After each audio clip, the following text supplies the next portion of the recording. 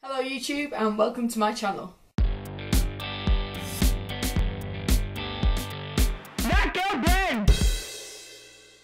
Today is Thursday the 9th of May and I'm exactly 3 months from jacking in my job and the last day in the office before I moved to Korea to begin my career as an English teacher.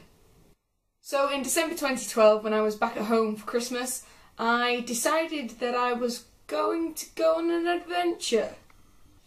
I wasn't sure where, but my sister showed me the Facebook of a friend of a friend of a friend who was in South Korea teaching English. And I thought that was a great idea. I didn't know anyone myself that had been to South Korea.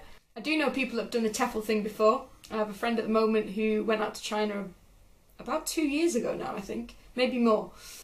So, with the idea of making money while I travel and see new places, I signed up to a TEFL course. So that's teaching English as a foreign language, and it was 120 hours, which I've just completed. And as you can see, this is my certificate.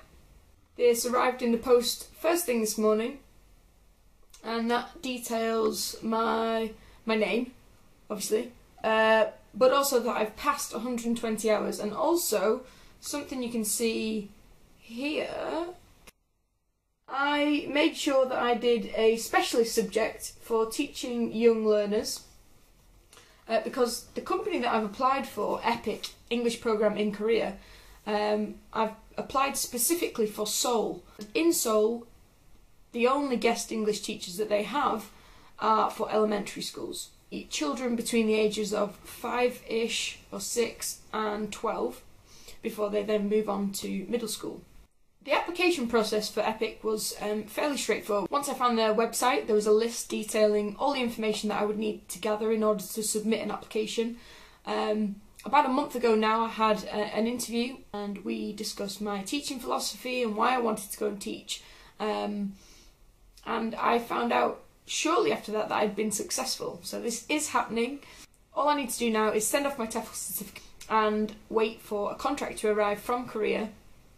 At which point I will go to the Korean embassy in town and get a visa and then book some flights and go and be a teacher of children. Small children.